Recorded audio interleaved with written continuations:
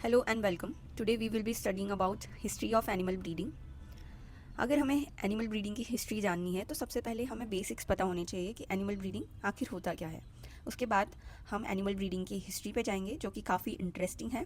हम ये देखेंगे कि कैसे animal breeding since ancient times evolve हुई है और कैसे वो अभी ग्रो कर रही है। तो coming to the concept of animal breeding, so animal breeding is a branch of animal science that deals with the planned and deliberate manipulation of what of heredity और द जेनेटिक मेकअप, यानी कि जो भी DNA है, जो भी हमारा genetic makeup है, उसका डेलिबरेट मैनिपुलेशन। डेलिबरेट कहने का मतलब जानबूझ के ह्यूमंस उसका मैनिपुलेशन कर रहे हैं। क्यों कर रहे हैं? ताकि वो डेवलप कर सके बेटर टाइप्स या बेटर स्टॉक्स को, ऐसे बेटर स्टॉक्स जो ह्यूमंस के लिए ज़्यादा यूज़फुल हैं। तो यहाँ पे जो ये चिकन है वो इस ह्यूमन के लिए कम यूज़फुल था। मतलब ये अगर 110 एग्स प्रोड्यूस कर रहा था तो इस ह्यूमन ने इस कैटल या इस चिकन पे डेलिबरेट इसके जीनोम पे या हेरिडिटी या जेनेटिक मटेरियल पे क्या किया? मैनिपुलेशन किया। वो मैनिपुलेशन किसी भी तरीके से हो सकता है। और जो नए चिकन्स या कैटल प्रोड्यूस हुए वो ज़्यादा प्रोडक्शन कर रहे थे, जो कि ह्यूमंस के लिए ज़्यादा यूज़फुल था। तो इस ब्रांच ऑफ एनिमल साइंस को बोला जाता है एनिमल ब्रीडिंग।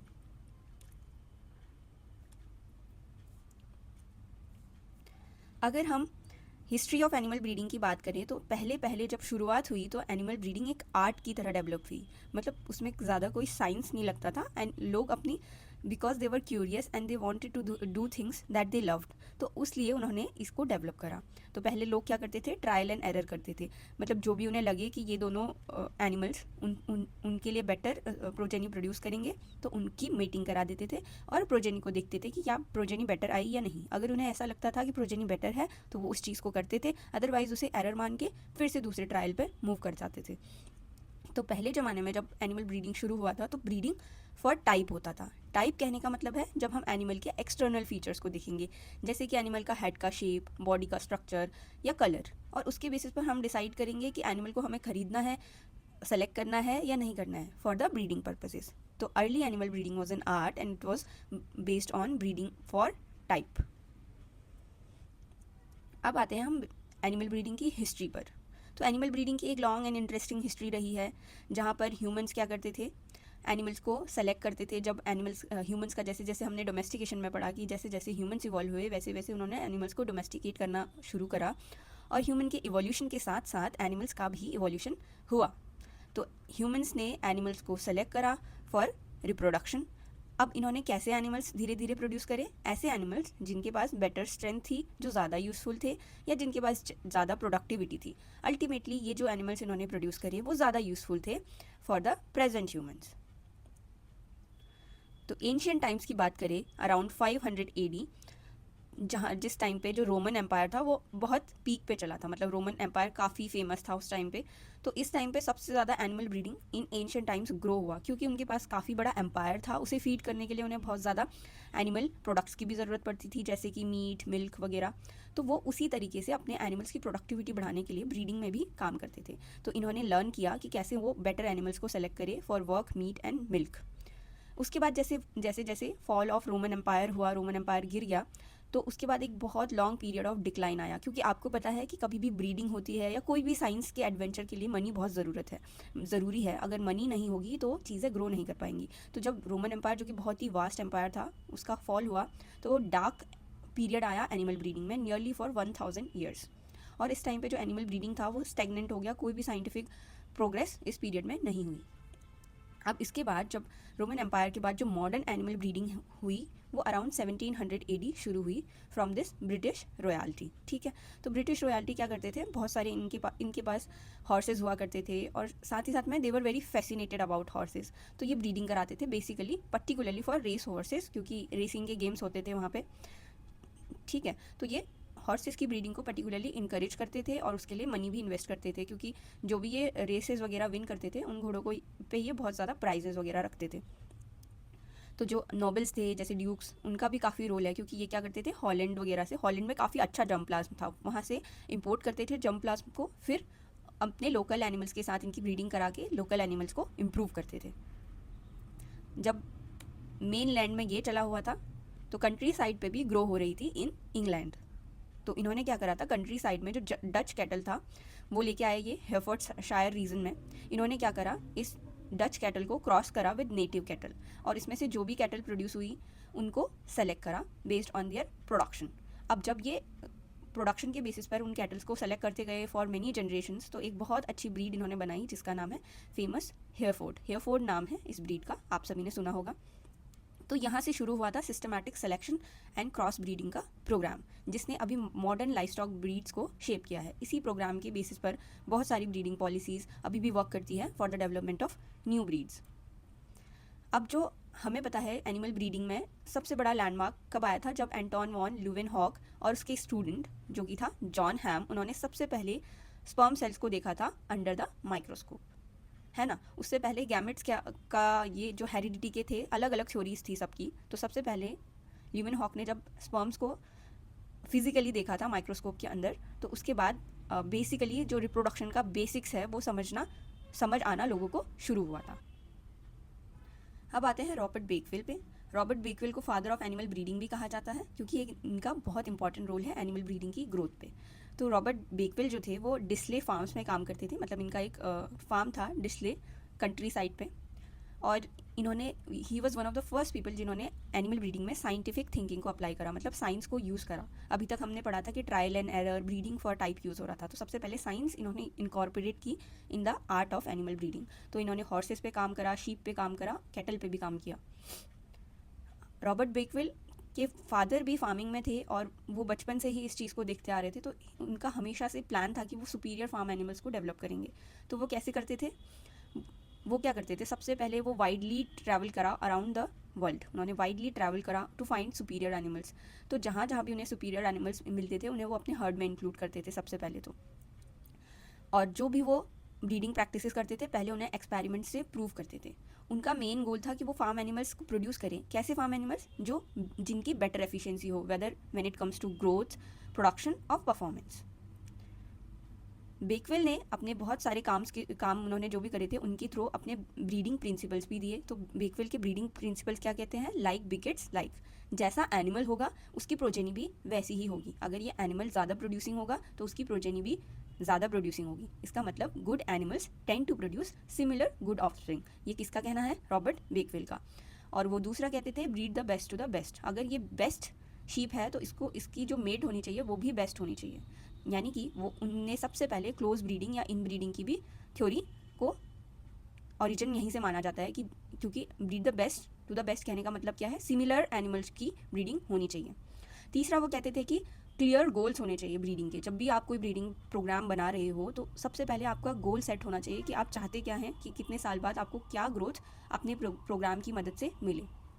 जैसे फॉर एग्जांपल अगर हम बीफ कैटल की ब्रीडिंग करा रहे हैं तो ये एनिमल मस्कुलर होना चाहिए, लेस फैटी होना चाहिए और जल्दी जल्दी इनकी बॉडी वेट ग्रोथ हो जानी चाहिए। तो ये थे रॉबर्ट बेकवेल के ब्रीडिंग प्रिंसिपल्स। रॉबर्ट बेकवेल ने कैसे कैसे काम किया था, पहला वो सायर टेस्टिंग करते थे, जो कि बाद में प्रोजेनी टेस्टिंग के नाम से भी फेमस हुआ। तो रॉबर्ट बेकवेल क्या करते थे, अपने मेल एनिमल्स जैसे कि शीप या फिर बुल्स को जो भी ये फार्मर्स होते थे कंट्री साइड में उनको दे देते थे फॉर रेंट। अपने सुपीरियर मेल्स को इधर दे देते थे, जो भी बेकवेल को ऐसा लगता था कि सुपीरियर एनिमल्स है। तो जब वो फार्मर्स को इन्हें दे देते थे तो फार्मर्स ही उनकी न्यूट्रिशन की केयर कर रहे हैं, और इसके मेल एनिमल से जो भी प्रोजेनी आ रही है उसको फिर रॉबर्ट बेकवेल जो है वो एनालाइज करते थे, क्या ये प्रोजेनी सुपीरियर है या नहीं है। इसमें रॉबर्ट बेकवेल का क्या फ़ायदा हुआ, उन्होंने बस मेल एनिमल दिया, बाकी सारी न्यूट्रिशन केयर जो भी फीडिंग वगैरह का ये था वो फार्मर्स चला रहे हैं। अब ये रॉबर्ट बेकवेल क्या करते थे, इन प्रोजेनी की परफॉर्मेंस को चेक करते थे, और जिस भी सायर की प्रोजेनी की परफॉर्मेंस ज़्यादा आती थी उसको वो वापस अपने फार्म में ले आते थे और उससे ब्रीडिंग कराते थे अपने एनिमल्स की। तो जो रॉबर्ट बेकवेल का फार्म लास्ट में आता था वो बहुत ही सुपीरियर एनिमल्स का फार्म बन जाता था। तो ये थी स्ट्रेटजी रॉबर्ट बेकवेल की। यही जो स्ट्रेटजी है रॉबर्ट बेकवेल की, उसके बाद ये फेमस हुई एज प्रोजेनी टेस्टिंग, क्योंकि प्रोजेनी टेस्टिंग में भी हम यही करते हैं, एक बुल लेते हैं, उसके बहुत सारी प्रोजेनीज प्रोड्यूस करते हैं और उनकी प्रोजेनी का एवरेज निकाल के डिफरेंट बुल्स की रैंकिंग कर देते हैं। तो जो भी बुल हाईएस्ट रैंकर होगा उसे हम फर्दर सेलेक्ट करेंगे for further breeding programmes. Robert Bakewell के सिलेक्शन मेथड काफ़ी स्ट्रिक्ट थे, क्योंकि हमने अभी तक पढ़ा था कि स्टार्टिंग में जो सिलेक्शन हो रहा था वो बेस्ड ऑन अपीयरेंस होता था, बट रॉबर्ट बेकवेल सिर्फ अपीयरेंस पे रुकने वाले नहीं थे, वो परफॉर्मेंस को भी चेक करते थे। तो उनके सिलेक्शन मेथड काफ़ी स्ट्रिक्ट होते थे और इनके सिलेक्शन मेथड काफ़ी सक्सेसफुल रहे क्योंकि इन्होंने बहुत सारी ब्रीड्स को कि ओरिजिन इन्हीं के फार्म से माना जाता है। फॉर एग्जांपल शायर हॉर्सेस, बहुत सारे कैटल के टाइप्स को उन्होंने इम्प्रूव करा, लिसेस्टर शीप, और इन्हें बहुत सारे ब्रिटिश रॉयल्टी से अवार्ड भी मिले थे इन सब चीज़ों को करने के लिए। और अभी भी उनके बहुत सारी मेथड्स फील्ड्स में एप्लीकेबल हैं। उसके बाद आते हैं 1775 में जो कॉलिंग ब्रदर्स थे, उन्होंने बैकविल की मेथड को यूज़ करते हुए shorthorn cattle breed develop की, सेम मेथड्स को यूज़ करते हुए, selection, then breeding, then selecting the progeny, then breeding. 1780 में हमें पता है लेज़ेरो स्पेलेंजनी ने इटली में सबसे पहले आर्टिफिशियल इंसेमिनेशन किया, जिसमें 3 पपीज़ का बर्थ हुआ था। अब ये आपको पता है कि मॉडर्न एनिमल ब्रीडिंग की ग्रोथ में आर्टिफिशियल इंसेमिनेशन का बहुत इंपॉर्टेंट रोल है to produce large number of progeny in less amount of time from a superior bull. उसके बाद जब 1791 में ऐसी ग्रोथ हुई तो ब्रिटिश रॉयल्टी ने हॉर्स ब्रीडिंग को सपोर्ट करा। अब आपको पता है अगर कोई इन्वेस्टमेंट कर रहा है फॉर ब्रीडिंग तो अच्छी ब्रीडिंग प्रैक्टिसेस इनकॉर्पोरेट होंगी, तो इससे डेवलप हुआ इंग्लिश थॉरोब्रेड हॉर्स। और इसी के बाद क्योंकि ये थॉरोब्रेड हॉर्सेस बहुत ही महंगे होते थे और लोग बहुत ज़्यादा पायरेसी भी करते थे इन सब चीज़ों की, या फिर रॉन्ग इसकी पेडिग्री बताते थे, तो इस पेडिग्री को सेफ रखने के लिए या ट्रस्टवर्दी एनिमल्स की परचेज और सेलिंग के लिए सबसे पहले स्टड बुक्स डेवलप हुई थी फॉर हॉर्स। उसी पीरियड में टॉमकिंस और गैलियर्स ने हेरफोर्ड ब्रीड को बनाया था in England with all these breeding methods only. उसके बाद आती है थॉमस बेट्स की, जिन्होंने हाईली इनब्रेड हर्ड बनाया और कंट्रोल ब्रीडिंग को रिफाइन किया। उसके बाद 1822 में कोट्स ने पब्लिश की first herd book for short horn cattle. तो कैटल्स की अगर बात करें तो सबसे पहली हर्ड बुक किस कैटल के लिए बनी है? शॉर्ट हॉर्न कैटल के लिए, ठीक है। अगर हम हर्ड बुक्स की बात करें तो हर्ड बुक्स क्या होती हैं?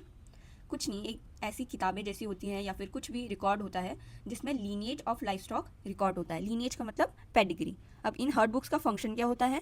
ये हेल्प करती है हमें एंसेस्ट्री के आइडेंटिफिकेशन में और प्रोजेनी के आइडेंटिफिकेशन में। तो सबसे पहले हर्ड बुक बनी थी इंग्लिश थॉरोब्रेड हॉर्सेस के लिए, उसके बाद जिसका नाम था an introduction to general stud book. उसके बाद फर्स्ट हर्ड बुक जो कैटल के लिए बनी है वो शॉर्ट हॉर्न ब्रीड के लिए बनी है। तो ये था अबाउट हर्ड बुक। उसके बाद अमेरिका में आपको पता है अमेरिका में जो भी लोग सेटल हुए हैं वो बेसिकली यूरोप से ही माइग्रेट हुए हैं, इंग्लैंड से। तो वहाँ पे जब ये सेटल कर रहे थे तो इन्होंने अमेरिकन शैडल हॉर्सेस की फाउंडेशन रखी थी। तो हर्ड बुक्स की बात हम कर रहे थे, तो हर्ड बुक्स अलग अलग एनिमल्स के लिए अलग अलग टाइम पे डेवलप हुई। जैसे 1846 में इंग्लिश कैटल के लिए, 1862 में एबरडीन एंगस कैटल के लिए, ठीक है। तो इसके बाद सबसे बड़ा माइलस्टोन आया 1866 में, जब मेंडल ने अपने लॉज ऑफ हेरिडिटी को पब्लिश किया in the journal of zoological society of Austria. हमें पता है कि मेंडल ने बहुत सारा काम हेरिडिटी पे किया था, पर उनके जो भी काम था वो अनरिकॉग्नाइज्ड था during his life time, but later when it was discovered it got wide recognition, और अभी भी ये फाउंडेशन बनाता है मॉडर्न जेनेटिक्स का। मेंडल की डिस्कवरी के बाद बहुत सारे डिस्कवरीज फिनोटिपिक ट्रेट्स की रिकॉर्डिंग के लिए भी हुए थे। हमें पता है कि किसी भी एनिमल की अगर हमें ब्रीडिंग करानी है तो फिनोटाइप एक मीज़र होता है उस एनिमल को आंकने का। तो इस टाइम पे बहुत सारे ऐसे फिनोटिपिक ट्रेट्स को रिकॉर्ड करने की टेक्नोलॉजीज़ डेवलप हुई, जैसे ट्रैप नेस्टिंग, बैबकॉक का fat test estimation, Gerber's fat test estimation, milk recording association बना था डेनमार्क में जो डेली मिल्क को रिकॉर्ड करता था एनिमल्स के। फिर 19th सेंचुरी के बाद जब हम अर्ली 20th सेंचुरी में आते हैं तो प्रोडक्शन रिकॉर्डिंग शुरू हुई। अभी तक एनिमल्स मोस्टली टाइप के बेस्ड पर सेलेक्ट किए जा रहे थे। अब क्योंकि ये सारी टेक्नोलॉजीज़ डेवलप हुई तो रिकॉर्डिंग जो है वो साइंटिफिकली करना बहुत ईजी हो गया। तो जो भी ब्रीडर्स थे या जो भी प्रोड्यूसर्स थे, फार्मर्स थे, वो मिल्क यील्ड को कैलकुलेट कर पाते थे, फैट कंटेंट को कैलकुलेट कर पाते थे, फीड कितना एनिमल कंज्यूम कर रहा है for particular amount of milk और फैट प्रोड्यूस्ड, उसको कैलकुलेट कर पाते थे। एनिमल के ग्रोथ रेट को मेज़र कर पा रहे थे कि एनिमल कितना खाना खाने पे कितना वेट गेन उस पर हो रहा है, कार्कस की क्वालिटी, वेदर इट इज़ लीन और फैटी, और एग प्रोडक्शन को भी कैलकुलेट कर पाते थे यूजिंग ट्रैप नेस्टिंग। अब जब ये प्रोडक्शन पता चल गया तो आधे एनिमल्स को फिनोटिपिक सुपेरियरिटी के बेसिस पर ह्यूमंस सेलेक्ट कर सकते हैं। उसके बाद इन्हीं सब चीज़ों के इम्प्रूवमेंट के बाद यूएसए में डेयरी हर्ड इम्प्रूवमेंट एसोसिएशन भी बना था। अराउंड 1927 ये शुरू हुआ था। डेयरी हर्ड इम्प्रूवमेंट एसोसिएशन का क्या काम था? इट्स लाइक एक कोऑपरेटिव सोसाइटी जैसा ही मान लीजिए, अमूल जैसा, जिसमें सेट ऑफ लॉज रूल्स थे कि कैसे कैसे एनिमल्स की मिल्क की रिकॉर्डिंग करनी है, कैसे एनिमल्स को फीड करना है, और वो एक पॉलिसी की तरह यूज़ हुई बाद में बहुत साल तक यूएसए में। तो ये क्या करता था, इन्होंने कुछ रूल्स बनाए हुए थे, तो उसके बेसिस पर सिस्टमैटिक रिकॉर्डिंग होने लगी एनिमल्स की प्रोडक्शन की, डेयरी एनिमल्स में स्पेसिफिकली। उसके बाद जो भी रिकॉर्ड्स होते थे वो फाउंडेशन होते थे फॉर साइंटिफिक सिलेक्शन, क्योंकि आपके पास एक रिकॉर्ड है 10 एनिमल्स का कि इसमें से 10 एनिमल्स में से कौन सा एनिमल ज़्यादा प्रोड्यूस कर रहा है कंसिस्टेंटली, जो एनिमल ज़्यादा प्रोड्यूस कर रहा है उसे आप सेलेक्ट कर सकते हैं। अब जो भी DHIA का डेटा होता था, क्योंकि ये साइंटिफिकली जनरेटेड डेटा होता था, तो वो बहुत सारे साइंटिस्ट जो भी यूएसए में उस टाइम पे एग्रीकल्चर यूनिवर्सिटी या वेटनरी अलाइड साइंसेस में होते थे साइंटिस्ट, उन्होंने यूज़ करा। One of the famous scientist was lush, JL Lush. इन्होंने भी अपना जो भी काम किया था DHI के डेटा पे ही किया था, और इस डेटा को यूज़ करके लश ने बहुत सारे मॉडर्न ब्रीडिंग मेथड डेवलप किए, इसीलिए JL लश को father of modern animal breeding भी कहा जाता है। तो इन्हीं मेथड के बेस पर फिर आई साइंटिफिक एनिमल ब्रीडिंग की बात, जिसमें मेंडेलियन जेनेटिक्स भी यूज़ होती थी, बायोमेट्रिकल मेथड्स भी यूज़ होते थे। मतलब मैथमेटिक्स से कनेक्ट कर रहे हैं हम, जो भी फिजियोलॉजिकल या बायोलॉजिकल प्रोसेसेस हो रही हैं उनको कनेक्ट किया गया। पूरे ये जो भी कैलकुलेशंस है अभी हम पढ़ते हैं, हेरिटेबिलिटी, रिपीटेबिलिटी या जेनेटिक कोरिलेशन, उन सब की फाउंडेशन दोनों को कंबाइन होके आने लगी, जैसे कि वेरिएंस है, कोवेरिएंस है, heritability, breeding value, path coefficients, इन ब्रीडिंग कोफिशिएंट्स, ये सब कैलकुलेट तभी हो पाए जब सारे इन सब फॉर्म्स ऑफ साइंस को कनेक्ट किया गया by 3 scientist, Fisher, Wright and Haldane. इन्होंने एक्सप्लेन किया कि कैसे क्वांटिटेटिव ट्रेट्स इनहेरिट होते हैं, और जो भी क्वांटिटेटिव जेनेटिक्स था उनको बायोमेट्रिकल जेनेटिक्स से भी कनेक्ट किया गया by Fisher, Haldane and Wright. और इन्होंने ही क्वांटिटेटिव जेनेटिक्स की जो फाउंडेशन थी, नींव थी, वो इन्होंने रखी थी। अब पढ़ते हैं हम थोड़ा सा JL लश के बारे में, जिन्हें father of modern scientific animal breeding भी बोला जाता है। क्यों बोला जाता है? क्योंकि इनकी बुक का नाम है, स्पेसिफिकली इसे याद रखना है, animal breeding plans by JL Lush. इन्होंने लिखी थी, पब्लिश हुई थी 1937 में। तो इन्होंने जो ब्रीडिंग था उसे एक लॉजिकल, कोहेसिव और क्वांटिटेटिव साइंस बनाया, मतलब लॉजिकली, जो लॉजिक पे अप्लाइड है, कुछ भी ऐसा ये नहीं है कि जो बिना साइंस के बैकअप के चला हुआ है। कोहेसिव है, सारी चीज़ों को लेके चला है, और क्वांटिटेटिव जेनेटिक्स को एक्सप्लेन करता है। इन्होंने बताया कि ब्रीडिंग वैल्यू कैसे कैलकुलेट होगी from using the information from relative, जैसे कि हाफ सिब्स, फुल सिब्स या पेरेंट ऑफस्प्रिंग। तो heritability, repeatability, genetic correlation, genetic parameters को भी इन्होंने ही दिया था। और ये भी इन्होंने बताया कि जो जेनेटिक इंप्रूवमेंट होता है वो डिपेंड करता है हेरिटेबिलिटी, सिलेक्शन इंटेंसिटी पे और जनरेशन इंटरवल पे। हेरिटेबिलिटी मतलब कोई भी ट्रेट किस लेवल तक फ्रॉम पेरेंट्स टू प्रोजेनी जा पाएगा, जो भी सुपीरियरिटी है वो पेरेंट की कितना % of that superiority is being transmitted to the next generation. उसके बाद सिलेक्शन इंटेंसिटी, यानी कि आप टोटल पॉपुलेशन में से कितने एनिमल्स को सेलेक्ट कर रहे हैं for the production of next generation. और जनरेशन इंटरवल तो हमें पता ही है कि इंपॉर्टेंट होता है। जनरेशन इंटरवल क्या है? Time period from the production और the birth of the animal to the birth of its progeny which will actually produce the next progeny. तो ये जनरेशन इंटरवल कम से कम होगा तो हमारा जो जेनेटिक इंप्रूवमेंट या गेन होगा वो ज़्यादा से ज़्यादा होगा। लश के बाद आते हैं हेज़ल, जिन्होंने सिलेक्शन इंडेक्स के कॉन्सेप्ट को डेवलप किया था। इन्होंने बहुत सारा काम किया है, पर जो मोस्ट इंपॉर्टेंट है, फेमस भी है, वो सिलेक्शन इंडेक्स है। तो सिलेक्शन इंडेक्स में क्या होता है, जैसे ये बहुत सारे एनिमल्स हैं, इनका एक सिलेक्शन इंडेक्स बनाएंगे हम। अर्लियर टाइम्स में जो सिलेक्शन होता था वो उसके बहुत सारे तरीके थे, जैसे टेंडम मेथड ऑफ सिलेक्शन। अगर हम मल्टी ट्रेड सिलेक्शन की बात करें, tandem selection, independent culling level और सिलेक्शन इंडेक्स, जो कि बहुत इंपॉर्टेंट है। तो इसमें क्या होता था, एनिमल के जो इकोनॉमिक पैरामीटर्स होते थे प्रोडक्शन को, उसके साथ कंबाइन होकर हर एक एनिमल का, जैसे 7 पिग्स हैं तो उनका एक इंडेक्स बनेगा, और जिस भी एनिमल का इंडेक्स सबसे ज़्यादा होगा उसे हम सेलेक्ट कर लेंगे और बाकियों को कल करेंगे या नहीं सेलेक्ट करेंगे। इससे जो प्रोजेनी बनेगी वो सुपीरियर प्रोजेनी बनेगी। सिलेक्शन इंडेक्स का फ़ायदा ये होता है कि बहुत सारे ट्रेड्स में साइमल्टेनियसली हम इम्प्रूवमेंट कर सकते हैं, जो कि टेंडम मेथड्स में पॉसिबल नहीं था। और साथ में हम इसमें इकोनॉमिक वेट भी देते हैं ट्रेड्स को, तो एनिमल का जो इम्प्रूवमेंट हो रहा है वो डायरेक्टली जो भी ब्रीडर है उसको इकोनॉमिक गेन में कन्वर्ट कर रहा है। जैसे हमने पढ़ा कि बहुत सारे मेथड्स डेवलप हुए, फिनोटिपिक मेथड्स, जिनने एनिमल ब्रीडिंग को सपोर्ट किया, तो ऐसे ही कुछ मेथड्स जो बहुत ही इंपॉर्टेंट है वो है back fat measurement. Alan Hazel का इसमें भी रोल है। उसके बाद इसके अलावा बहुत सारे एडवांसमेंट्स जो हुए, पहले जो थे ये प्रोब या स्कैल्पल को ऐसे अंदर डाल के एनिमल के बैक के साइड पे, तो जहाँ तक ये स्कैल्पल एक बोन को टच करेगी उस एरिया तक हम इसको मेज़र कर लेते थे और उसे बैक फैट माना जाता था। पर ये एनिमल के लिए बहुत पेनफुल होता था और बहुत स्ट्रेसिंग होता था। तो उसके बाद जैसे जैसे टेक्नोलॉजिकल एडवांसमेंट आए तो एक्यूरेट नॉन इन्वेजिव मेथड्स जैसे कि अल्ट्रासाउंड मेथड से भी एनिमल का बैक फैट थिकनेस मेजर होने लगा। हेज़ल के बाद बात करते हैं CR हेंडरसन की, जिन्होंने मोस्ट ऑफ द बहुत इंपॉर्टेंट काम किया हुआ है ब्रीडिंग में। अराउंड 1950s CR हेंडरसन ने दिया था ब्लप, जिसका फुल फॉर्म है बेस्ट लीनियर अनबाइस्ड प्रिडिक्शन।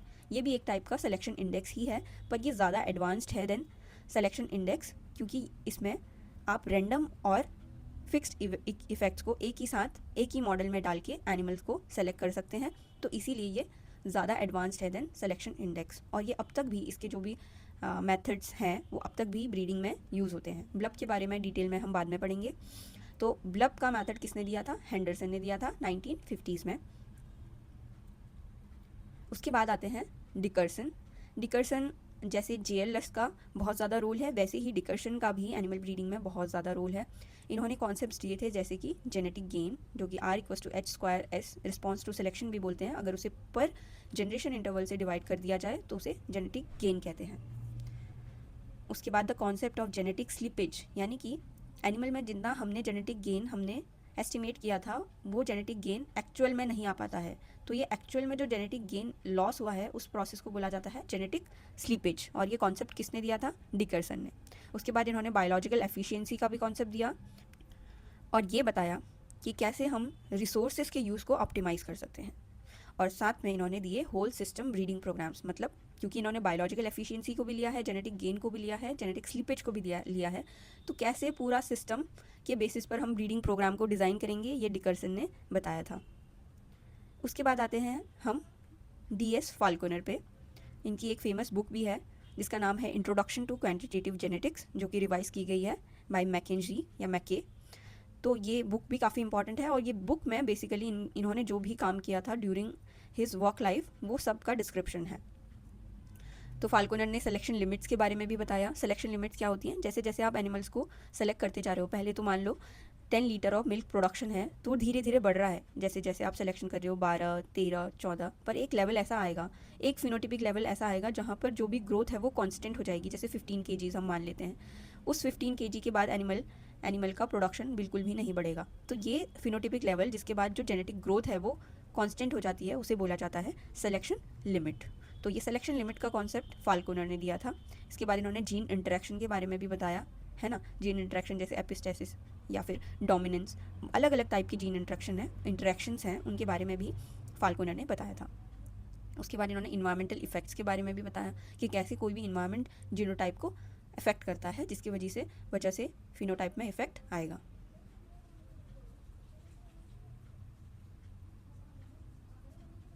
उसके बाद बात करते हैं रॉबर्टसन और रैंडल की। इन्होंने जेनेटिक रिसर्च की यूजिंग एक्सपेरिमेंटल पॉपुलेशन। अब देखिए जैसे जैसे ब्रीडिंग एडवांस हो रही है तो लोग बहुत लंबे टाइम तक सिलेक्शन ब्रीडिंग एक्सपेरिमेंट्स करते थे, उसके बाद कंक्लूजन निकालते थे। जो भी इन्होंने ये सब चीज़ें दी है वो आफ्टर 30-40 जनरेशंस जब इन्होंने ब्रीडिंग प्रैक्टिस की उसके बाद ये कंक्लूजन दिया है। तो ऐसे ही रॉबर्टसन रैंडल भी थे। इनके अलावा और भी बहुत सारे रिसर्चर्स ने माइस, पोल्ट्री, फ्रूट फ्लाइज तो ऑलरेडी बहुत फेमस हैं, ड्रोसोफिला मेलानोगास्टर, जिसमें बहुत सारा जेनेटिक्स का काम हुआ है, इंक्लूडिंग म्यूटेशंस, लिंकेज एट्सेट्रा।